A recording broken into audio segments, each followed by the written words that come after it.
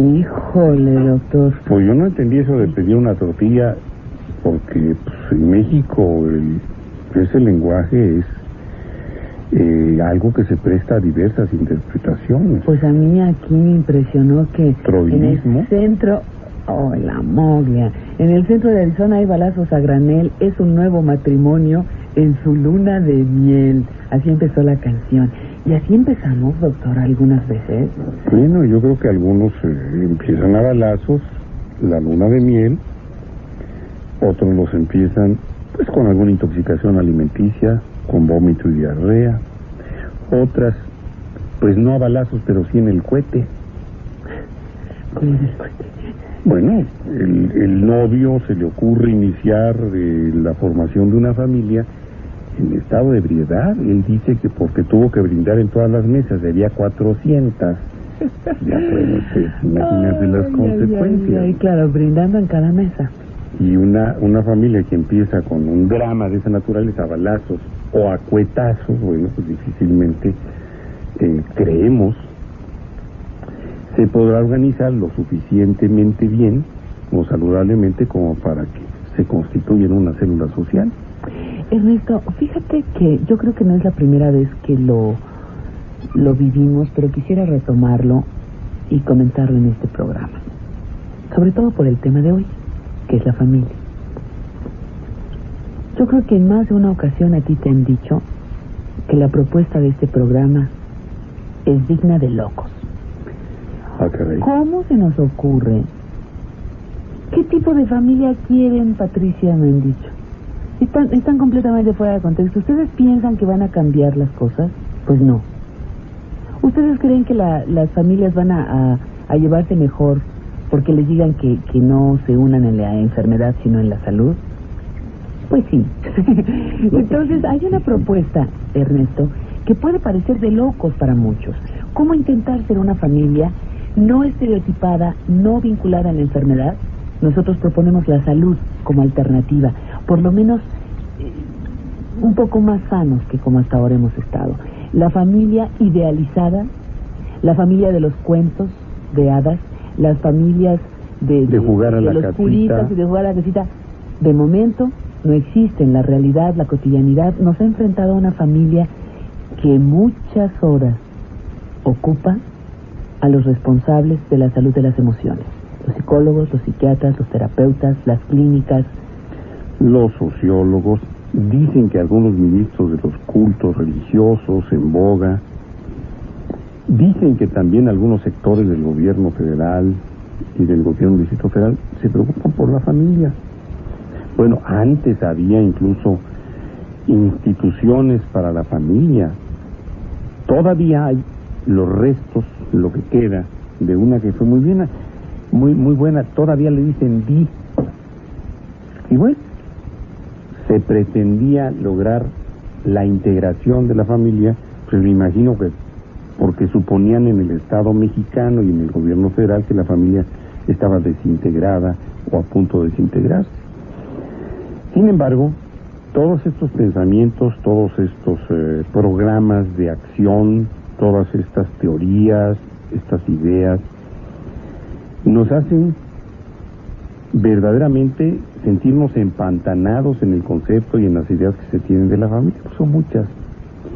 Es un poquito como la idea del amor, o como la idea del mal o del bien. Pues cada quien puede expresar lo que se le pegue la gana acerca de algo que ha sido una célula social, quizá desde tiempo inmemorial, aunque no se llamara necesariamente así, o no se tuviera un concepto de familia como la familia nuclear que creemos que el día de hoy somos la compañera, yo y los niños, los ostros y los tuyos y los nuestros, etcétera, ¿no? Ni la familia de origen, porque mis papás, mis hermanos, mis abuelos, etcétera, sino que hay un concepto de familia tan particular, podríamos decir tan singular, y quizá, aunque parezca una barbaridad, tan individual, que yo creo que cada uno de nosotros lleva consigo pues una carga de información, una carga de experiencias, de sentimientos y de proyectos cuando se nos ocurre el término o el concepto familia. Hace pues todos los siglos que se puedan imaginar después del Jurásico, que los primeros hombres, como lo hemos repetido en infinidad de programas, se agrupaban como cualquier grupo, valga la redundancia, de antropoides o de animales superiores que trataban de protegerse, de cuidarse entre sí, de conseguir alimento, de defenderse, pues, de las agresiones de la naturaleza o de otros grupos.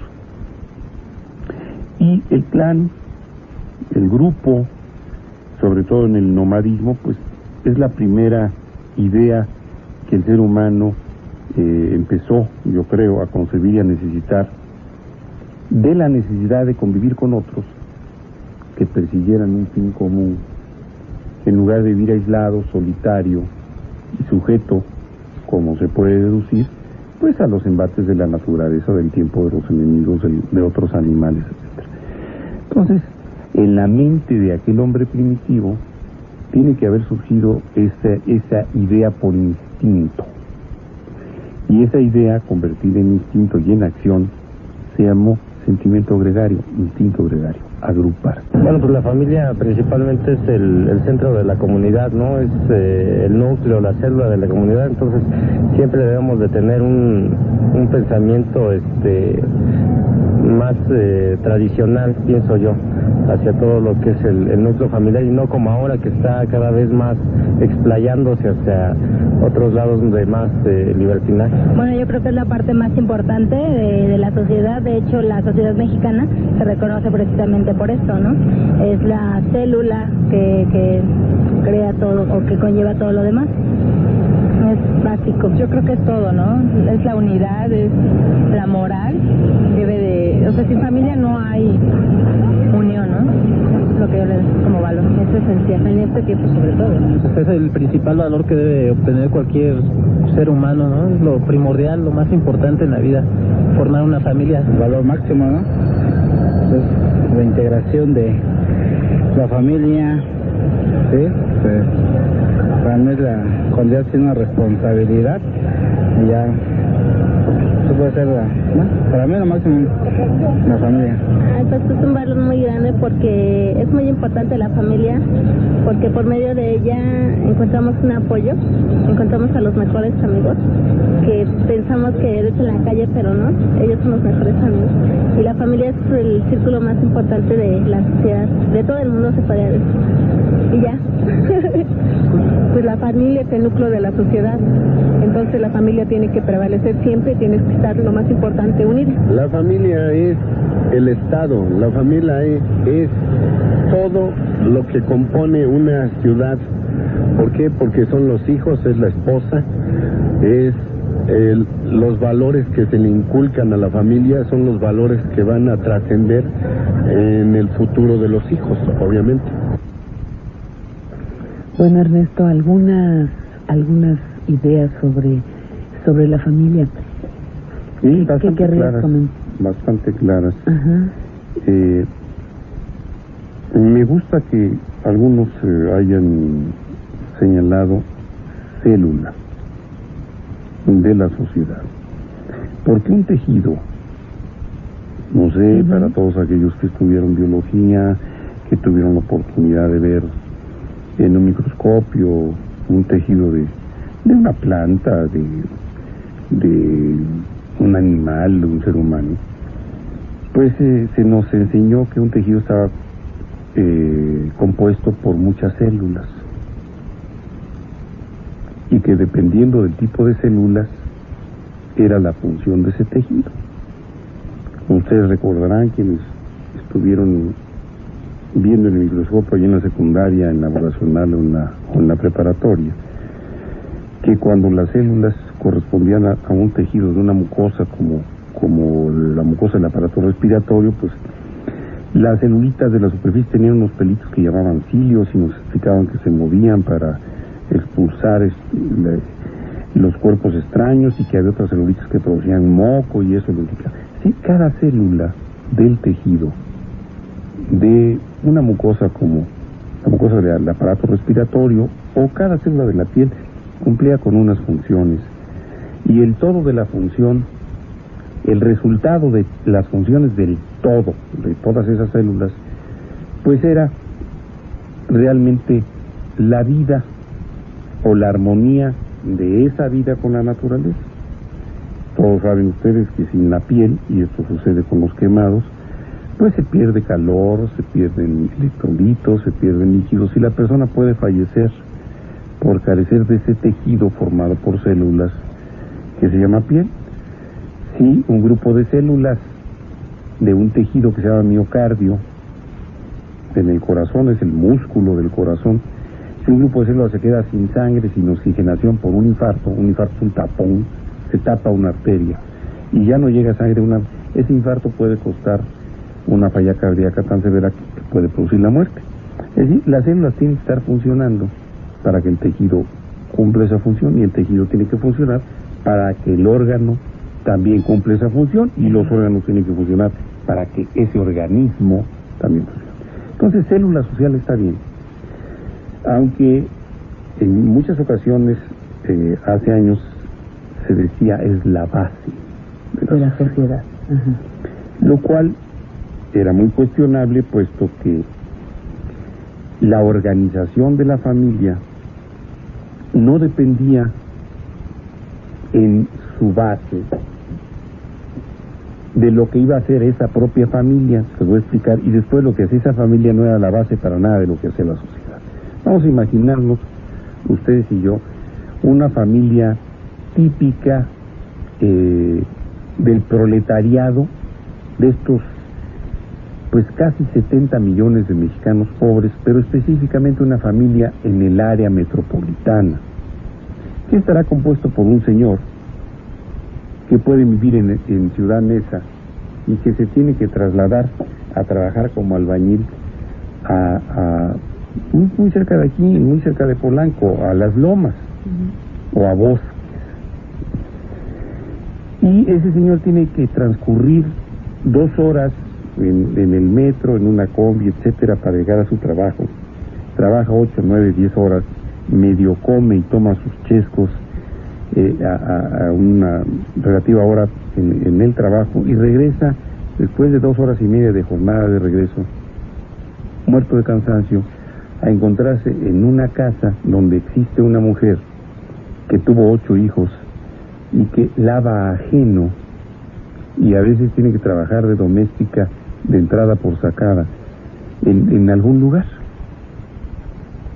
Hijos de salida, sí, perdón. Sí. Hijos que bueno, pues han tenido diversas oportunidades que tienen todos los niños mexicanos, escuelas oficiales, secundaria oficial, preparatoria oficial, universidad, que ya no sabemos si sea oficialmente universidad autónoma o está sufriendo algunos otros cambios como la ocupación militar, disfrazada de policía, desde luego.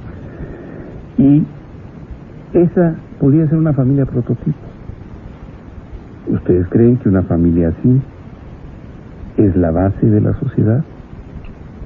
Pero fíjate que independientemente de sus problemas de espacio, vivían en una casa de interés social, donde pues se lavaban los dientes en el mismo momento que estaban zurrando en el inodoro, porque el lavabo queda muy pegadito al water, entonces aprovechan mientras están haciendo del 1 y del 2 para lavarse los dientes y para hacerse tubos si son cochinitas. Pero en las canciones de Criquiel hay una cosa muy curiosa.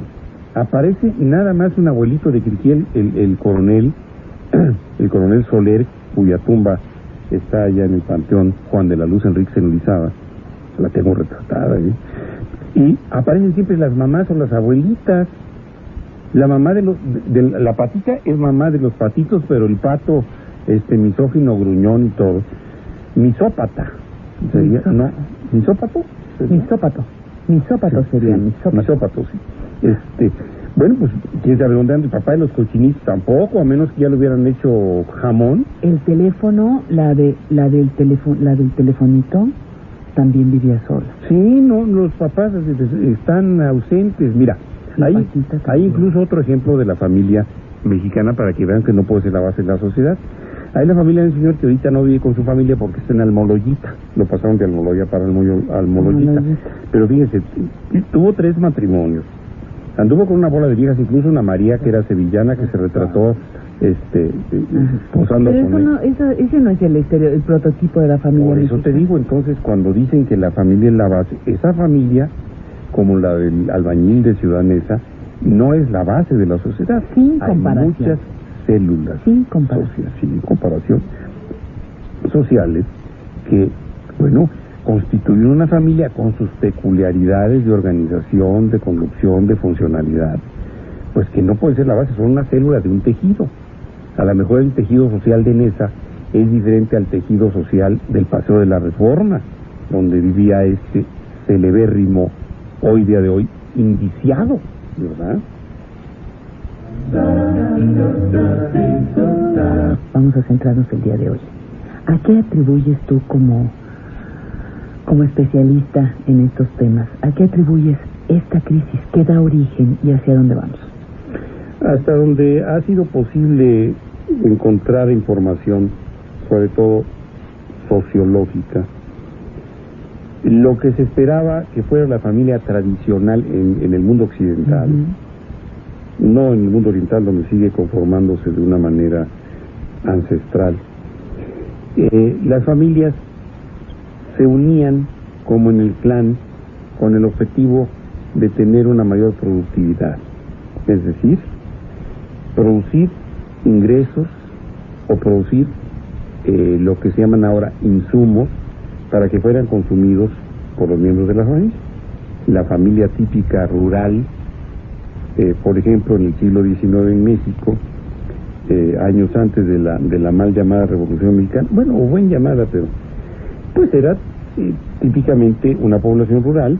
La población de las ciudades era muy baja y estaba constituida por sectores divididos en clases muy bien estratificadas: la aristocracia, que eran las clases en el poder, que eran los capitalistas, que podían ser los comerciantes y los industriales también, aliadas al poder político, aliadas a la iglesia. Luego las clases medias, en su mayor parte pequeños comerciantes, obreros calificados, gente que tenía lo que ahora se llaman microindustrias, un taller de zapatería, un taller de sombrerería, un taller de costura, que conformaban las clases medias. Muy delimitada su estratificación frente a la aristocracia y mezclada relativamente con el proletariado, que estaba formado básicamente por núcleos campesinos y unos cuantos grupos obreros, dado que la revolución industrial en México es posterior a 1850, la primera gran fábrica textil, que es la fábrica de Cocolapan, que fundó Lucas Alamán en Orizaba, Veracruz. Bueno, es muy posterior, no recuerdo si está hecha en el 76, en 1876, pero es después de la mitad del siglo XIX. Entonces, en esta estratificación, la familia prototipo, o las familias prototipo de la aristocracia, la clase media y la clase proletaria, pudiera ser una, la familia campesina. Vamos a tomarlo. Entonces, el campesino tenía un pequeño territorio que sembraba, y de las siembras podía comer. Una de las causas terribles de desertificación en México fue precisamente el monocultivo desde esas épocas, bueno, desde la época del virreinato hasta recién estos días. Y cuando el campesino estaba en un territorio en altiplano y cultivaba magueyes para que producían pulques, bueno, el monocultivo del maguey terminaba por agotar las tierras productivas, como lo ha hecho el monocultivo del maíz, que además ha causado un gravísimo proceso de erosión de los bosques, cuando el maíz agota las tierras bajas, agota las tierras de los valles y empieza a ascender en las montañas. Gran parte de la tala inmoderada de los bosques en México no es tanto para aprovechar la madera en manos de unos cuantos, tú sabes que los taladores siempre están unidos con el poder, sino porque el campesino, que ya tiene agotadas sus tierras, se va en busca de tierras altas para sembrar maíz en las laderas de los montes y en los bosques, lo cual es un error gravísimo, proceso que después afecta a gran parte de los bosques del sureste, pero ya no con el sembradío de maíz, aquí no, sino con la tala inmoderada de los bosques para incrementar la ganadería, que es una de las primarias formas de poder de los revolucionarios después de los 20. Entonces la familia tenía su terrenito, producían ahí, si producía maíz, tenían para comer, y los excedentes de ese maíz que eran vendidos les daban para comprar frijoles. Dentro de esa economía había también un gallinero, que había un chiquero, o una porqueriza o chanchero se llama, chanchera creo que se llama en el Centroamérica. Y eso le proporcionaba alimento a la familia. Entonces era una economía nuclear, una economía familiar de autoconsumo. Lo que ellos producían, lo consumían. Ese es uno de los prototipos. Ahorita vamos al otro. ¿Cuál es la familia de lo que actualmente llamarían un microempresario? Es decir, por ejemplo, un comerciante con una tienda de abarrotes, un comerciante de telas, un comerciante de productos elaborados, que pueden ser desde, qué sé yo, los cigarros. Había talleres para hacer puros en Orizaba, que no se pueden comparar con los talleres de pureros en San Andrés Tuxtla en la actualidad, pero bueno, producían, había los talleres de zapatería, en fin, donde elaboraban también los miembros de la familia. Pero además, ya el propietario del taller, esa pequeña industria, ya tenía empleados. Esto va conformando una relación de clase, la clase media con el proletariado, a un nivel mínimo. Pero el taller de zapatería, pues era donde trabajaban el abuelo, el papá, algún hijo que no quería estudiar o que se había quedado ahí o que era muy hábil, mientras se desplazaba para poner ya no un taller de hacer zapatos, sino un pequeño negocio de vender los zapatos que se hacían en el taller, o otro que se desplazaba y ponía un taller para componer zapatos, para poner mediasuelas, tacones, etcétera. Entonces había una idea del patrimonio familiar, no solamente en el sentido de patris padre, lo que hace mi papá o lo que gana mi papá, sino lo que me ha enseñado a hacer mi papá. Hay familias todavía en la actualidad que hay médicos 3 o 4 generaciones, o abogados, o contadores, o incluso dinásticos, como es el caso del actual, supuestamente, yo no sé si llamarle así, rector de la universidad, ¿no? Un abuelo psiquiatra, un papá psiquiatra, y ahora él es psiquiatra. Pero yo te preguntaba por qué estamos en crisis, ¿dónde está ese origen? Permíteme, pues tenemos que ver la otra parte, la aristocracia que generalmente no ha trabajado, antes no trabajaba. Ni trabajará.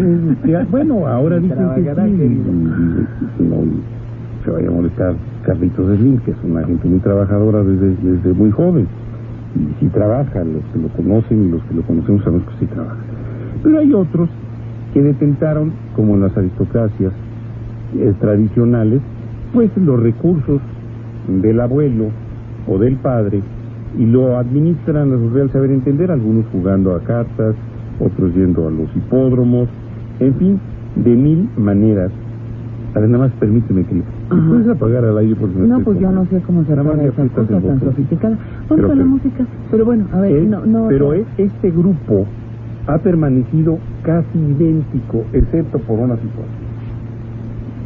Se ha unido como nunca al poder político y al poder religioso. Y por primera vez en la historia, ese núcleo poderoso de la aristocracia se ha apoderado de la educación superior y conforma lo que llaman la élite del poder. Núcleo cerradísimo para el cual trabajan los trabajadores, valga la redundancia, de la mayor parte de las familias en este país. Se llaman ahora empresarios. Emprenden un negocio con el dinero de otros, generalmente es dinero prestado, es dinero del contribuyente, como pasó con la banca, o cuando fue oficializada, y como sigue pasando ahora que se desoficializó y se privatizó. Entonces trabajan con dinero que no es suyo, trabajando o poniendo a trabajar a otros, explotando la mano de obra, que es la única fuerza, o es lo único que puede vender un proletario. Lo único que tiene es para vender es su fuerza. Entonces compran la fuerza de trabajo, lo ponen, y entonces se constituyen familias cuya unión sigue siendo estrecha porque se casan entre sí y porque son los únicos que pueden, entre comillas, decir que existen tradiciones que se han conservado con el grupo conservador, el grupo del status quo, el grupo que no quiere que se mueva nada, pues porque no hacen casi nada. Sí, siguen pasando de las vacaciones en la costa fulanita a las vacaciones en la costa otra, las reuniones en tal parte, los centros de reunión son los mismos, las diversiones y las distracciones también son los mismos, el golf, etcétera.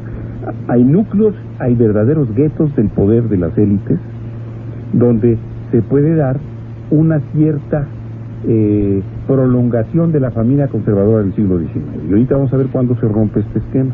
Aquí una muestra de lo que son algunas familias. Tú hablabas de la familia revolucionaria y esta, bueno, pues, calla mujer, no llores, hemos ganado un hijo que nos va a mantener.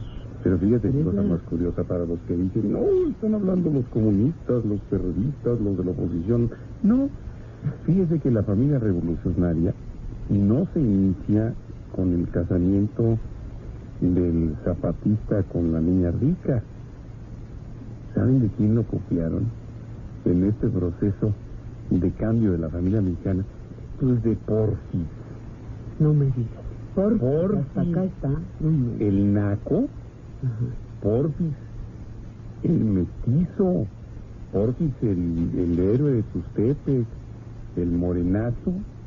El de la guerra de la Reforma. El general Porfirio Díaz, pues se divorció de su primera chava, mandó a volar a la tehuana cuerísimo con la que andaba. Y que se casó con Carmelita Romero Rubio, aristócrata de las élites del poder en México. Entonces dicen que hasta se empezó a volver blanco, se blanqueó don Porfirio, pues es que no lo ve, estaba comidito antes, y de repente lo empiezan a ver gallardo, erguido, usando el apellido Mori, que también dicen que se dice en italiano su segundo apellido, y el Porfis que se casa con doña Carmelita, y órale, a blanquearse y a volverse aristocrático y a pensar en francés. Entonces no crean la fe que esto es nada más de acá, de la oposición, no, ya venía desde entonces. Los chavos de la revolución fueron lo único que hicieron, porque además acuérdense que la revolución la hicieron las clases medias, arrastrando consigo a algunos campesinos y a algunos obreros. Las únicas revueltas obreras auténticas fueron en el 1906 y en el 1907, la huelga de Cananea y la huelga de Río Blanco. Pero después, pues, en la leva se llevaban a quien fuera, igualito que ahorita. Una gran parte del ejército son jovencitos campesinos que no tienen trabajo y van para allá. Hay que reconocerlo, con todo respeto. Entonces los pelones y los que no eran pelones, bueno, pues esos siguieron en su condición de proletariado. Pero las clases medias, el turco era profesor, era maestro. ¿El turco? Plutarco. El turco. Sí. Ajá. Ay, la movida, pues es que todo empezó porque hace unos minutos te dije que hay familias que están... Don Venus había sido senador en el Porfiriato. Pero, a ver, ayúdame. Panchito Indalecio era niño rico. A ver, no comprendo. Espiritista y todo. Espérame, no comprendo. Yo te preguntaba y te decía, a raíz te pido, por favor, porque como ya ha habido corte, ya ha habido corte comercial, ya hubo corte musical y estamos desligados de un planteamiento que te hice inicialmente. Hay familias vinculadas en el error y en el horror, pero eso sí, presumen y se ufanan de seguir integradas, aun cuando, como un caso de esta semana, el padre haya violado a las 6 hijas y al hijo. Pero están unidos, siguen juntos tantos años felices. Por eso, ahí está el paso de la moral social de los grupos llamados el proletariado, que siguen hasta la fecha teniendo una familia nuclear y a veces de economía de autoconsumo, que sigue más o menos las tradiciones, pero cuando el obrero se convierte en empresario, este señor del ejemplo que ponías, pues tiene sus puestos en el mercado, es decir, ya es un comerciante. ¿Cuál es la característica del comerciante? El comerciante le compra al productor sus productos, valga la redundancia. Es decir, el comerciante no trabaja la tierra, no trabaja el torno, no trabaja la fundición, no trabaja la mina. Él comercia, es decir, le compra al que está produciendo y lo revende al consumidor. Es decir, es el intermediario. No sé si por eso llaman clases medias, pero el comerciante es el intermediario. No, las clases medias son porque no están ni arriba ni hasta abajo. Sí, ya no hay casi de eso, pero bueno. Entonces, en el momento en que el proletario se convierte en comerciante y ya no trabaja, su esquema familiar cambia. Él va buscando poder y dinero y consecuentemente sexo, porque puede pagar otra casa, puede tener una casa chica, pero este papá del que hablaba puede no tenía otra seducir casa, por comida, vivía con su familia, pero puede seducir incluso por comida, pero es un caso en violador, que a pesar de la frecuencia, bueno, esperemos que no sea el prototipo de ningún tipo de familia mexicana aunque sea incestada, pero cuando el comerciante detenta el poder, tiene derecho de pernada sobre algunas personas sin recursos. Oiga, bueno, esto lo veíamos en algunas películas de los 50. Oiga, patroncito, ¿no me puedes fiar 10 kilos de frijol? Pues sí, pero pásate a la trastienda, mamacita, ¿verdad? claro. Y pues ya sabes, de a cómo no. Ahí viene la diferencia entre una familia de tradiciones, de principios, de solidez, y la familia donde por algo se empieza a detentar el poder. El obrero que pasa a ser secretario general del sindicato ya no pugna por los derechos de los obreros, pugna por sus derechos de pernada sobre las obreras o las mujeres de los obreros. Las hermanas de los periodistas también, ¿eh? ¿Cuál es el concepto que tenemos de familia? ¿Por qué para algunas personas es importante que un ser humano se críe y se desarrolle, dicen, dentro de una familia estable? Pienso que... Fíjate qué curioso, Ernesto, y justamente por eso nos parece muy acertada esta pregunta hecha en la encuesta que realizó Alberto Luc, porque aquí está idealizada la familia. Fíjate, es que ahí aprendemos los valores. Bueno, ¿qué pasa cuando los valores son mentir, doble moral, abuso sexual, maltrato, complicidad? Esos son los valores que también se aprenden. Son los valores que los niños Salinas de Gortari aprendieron y los llevaron a asesinar a una sirvienta cuando Carlitos tenía 6 años y el otro güey tenía ¿cuántos días? El otro Salinas de Gortari. Esos son los valores. Permanecieron tan unidos que cuando obtiene la candidatura el pelón, su papá y el otro dicen, nos tardamos 20 años, sí, pero llegamos, y siguen unidos en la corrupción, en la mentira, en el latrocinio. Bueno, Esos son los valores que se aprenden. ¿Cuáles son los valores de la familia de Alemán? ¿Cuáles son los valores del empleado del doctor Cedillo en el Fondo de Cultura Económica y su familia? La Ratita Gris, Miguel de la Madrid. ¿Cuáles son los valores? ¿Podríamos analizar cuál ha sido la vida de sus hijos y sus socios, como Cabal Peniche? Yo siempre, y por eso peleamos mucho tú y yo en lugar de que piensen lo que son las otras familias, invitaría al público a que reflexionaran ellos ahora en donde estén, que son sus propias familias. Indudablemente, Ernesto, que ver el reflejo en la sociedad, en las grandes familias que llenan los titulares, nos puede distraer de lo que es nuestra cruda realidad. Yo, padre de familia, ¿qué valores estoy transmitiendo? ¿Mi familia de veras está unida en la salud? ¿De veras es la familia la que transmite los valores o es la televisión comercial? ¿La educación la doy yo o la televisión?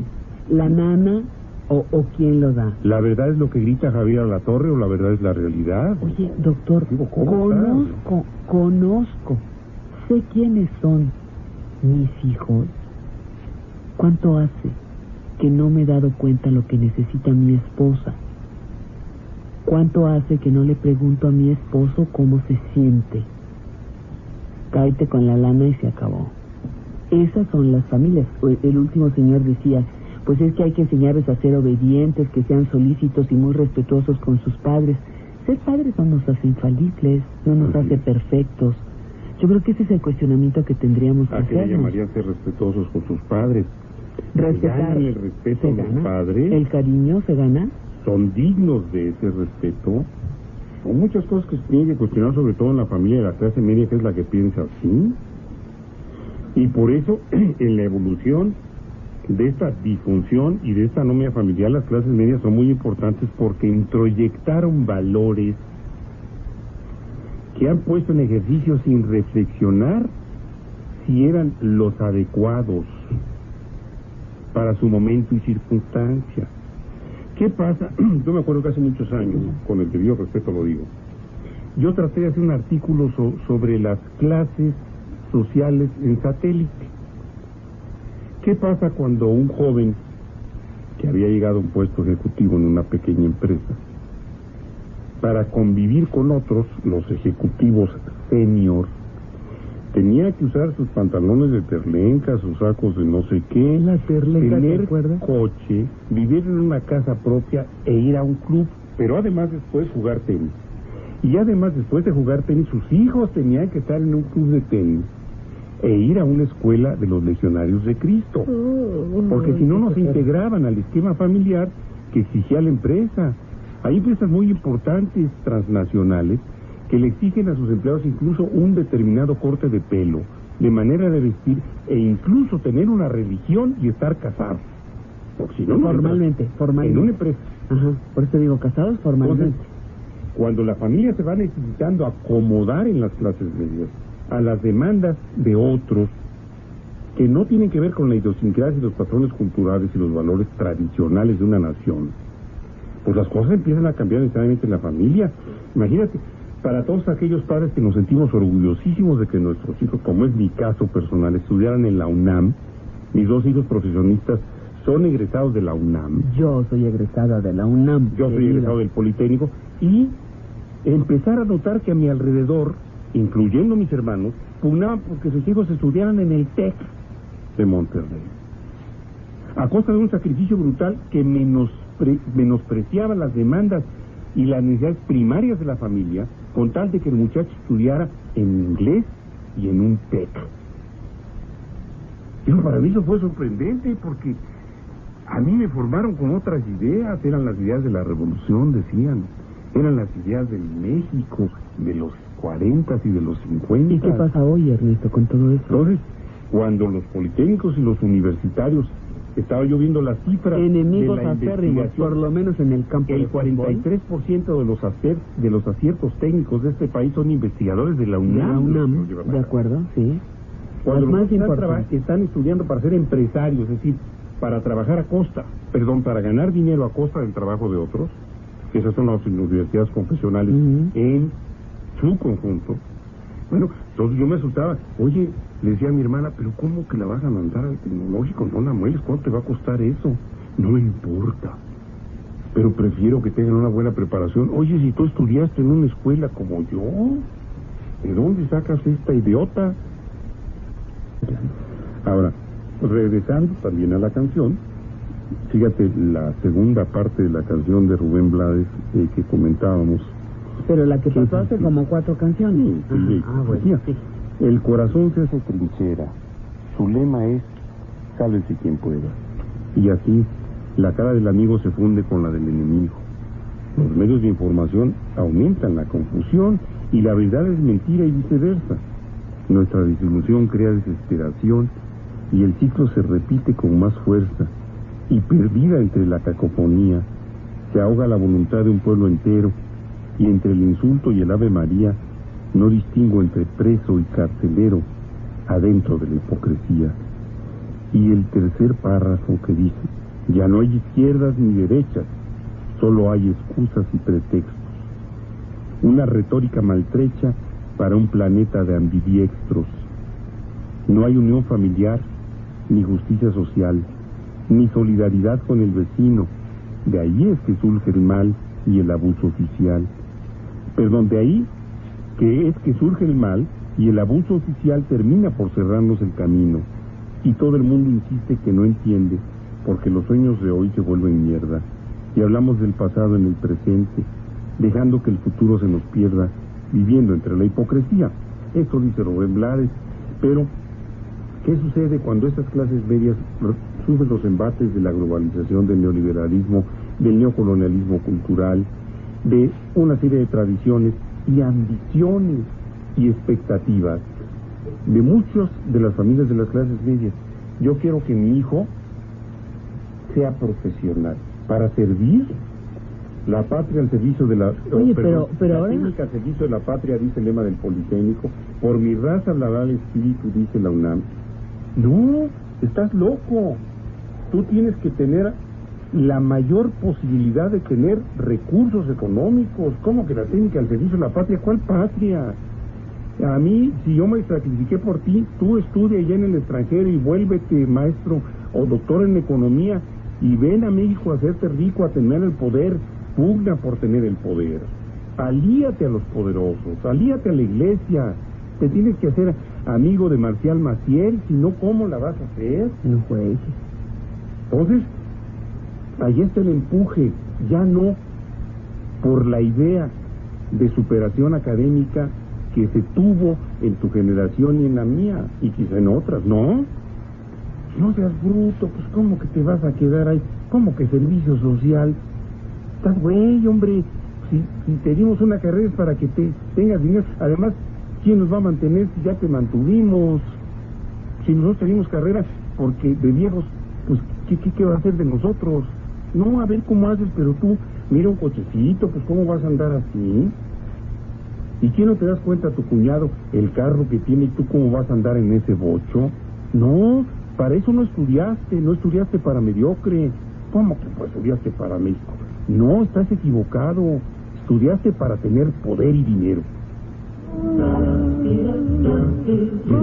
De lo que te escuché decir hace rato, Ernesto, te leo un mini cuento. Antes de irnos a corte comercial, te leo un mini cuento que dice: 3 personas adultas estaban tomando un café en la cocina, mientras los niños andaban jugando por el suelo. La conversación versaba sobre lo que harían en caso de peligro, y cada una de las 3 personas dijo que lo primero que haría sería poner a salvo a los niños. De pronto, reventó la válvula de seguridad de la olla a presión y toda la cocina se llenó al instante de vapor. En cuestión de segundos, todos estaban fuera de la cocina, excepto los niños que seguían jugando en el piso. Maravilloso. Que ni mandado a hacer para lo que estabas diciendo. ¿Qué tanto estamos de veras, Ernesto, preparados para una respuesta a lo que tú propones, o vivimos en el sálvese quien pueda? En el yo primero, mi interés primero, mi comodidad primero. Yo primero, aunque mi discurso sea otro. Sí, pero fíjate que yo ni siquiera me atrevo a hacer una propuesta.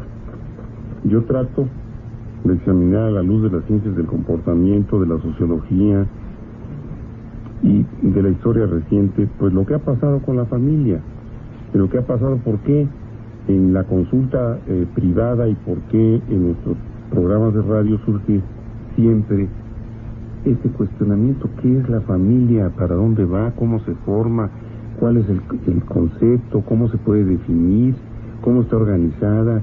¿Qué tipo de familia es la que está bien? ¿Cuál no está bien? ¿Qué es organización familiar? ¿Cuáles son los...? Pues la mejor familia es la que a ti te convenga y te permita nacer y crecer y desarrollarte en salud. Ya no voy a saber si con papás, si con mamás, si con 2 abuelas, si con 3 tías y un niño. Por eso ya no se puede caer en propuesta. Yo pienso que es un microanálisis muy primitivo y muy reduccionista en este tiempo.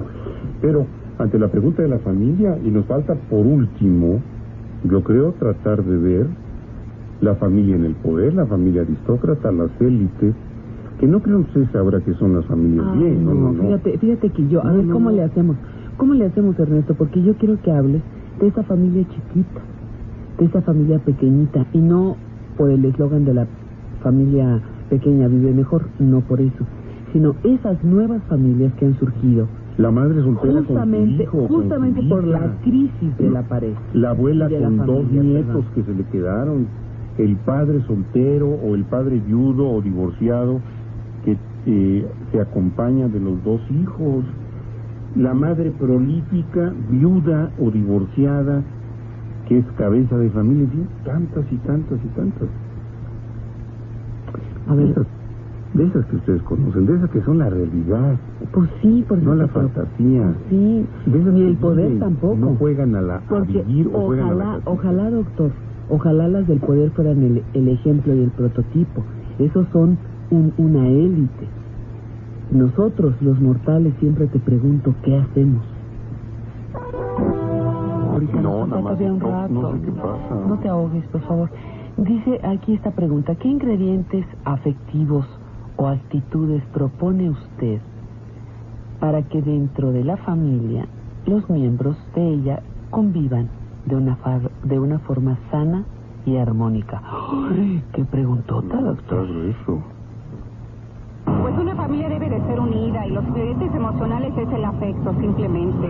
Todo con afecto, con cariño, sale adelante. Bueno, debe existir comprensión, desde luego el afecto, ¿no? Que se tengan, platicar, convivir, participar, ¿no? Todos, padres, hijos.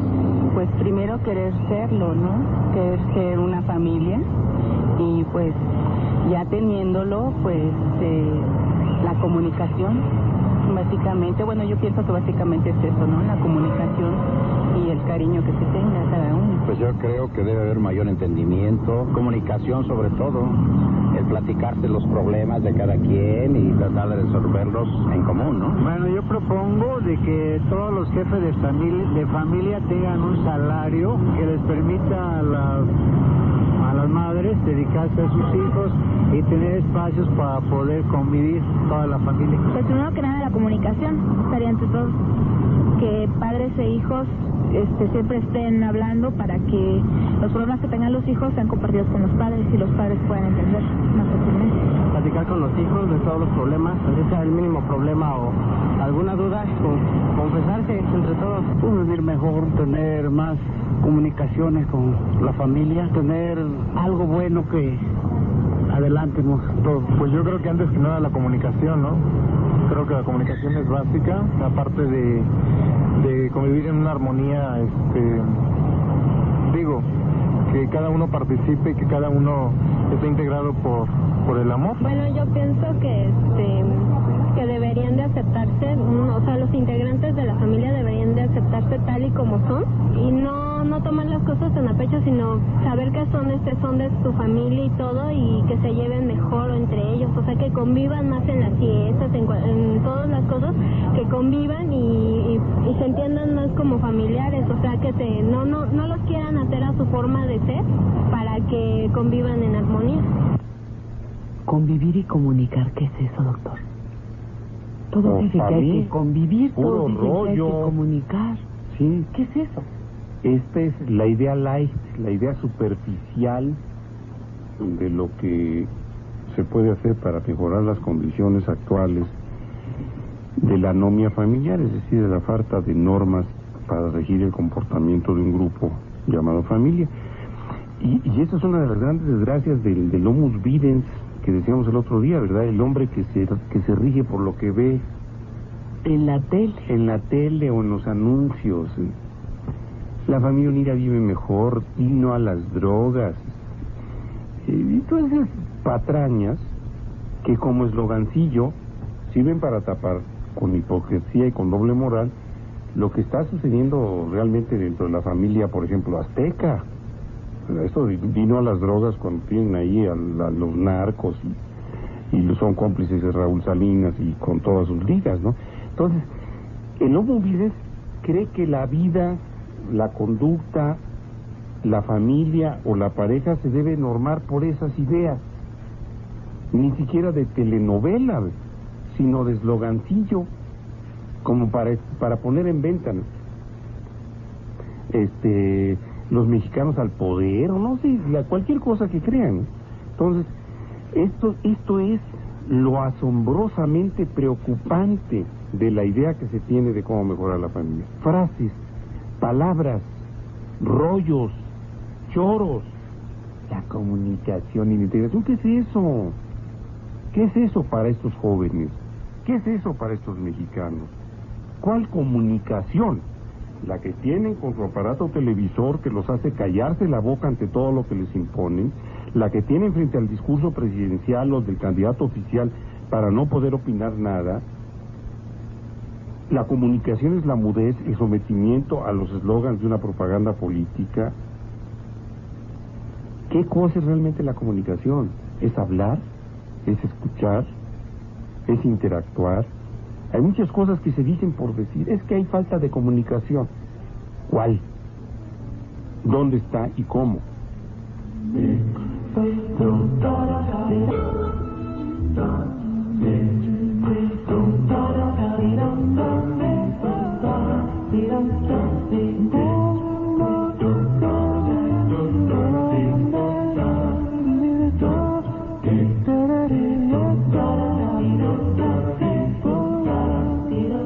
Ernesto, ya nos vamos. Ya nos vamos unos cuantos minutos antes de concluir nuestro espacio, pero ¿con qué lo hacemos? Bueno, yo quiero reafirmar que el término de familia se aplica de una manera tan amplia a muy diversas formas de interacción y de convivencia social entre consanguíneos, que no permiten por el día de hoy establecer normas que sean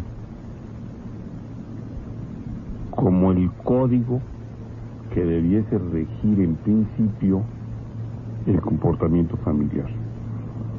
Creo que si en medicina el apotegma de no hay enfermedades sino enfermos nos hace coincidir a todos los médicos en que cada enfermo tiene una modalidad, una peculiaridad, una singularidad, aunque padezca lo mismo que otro.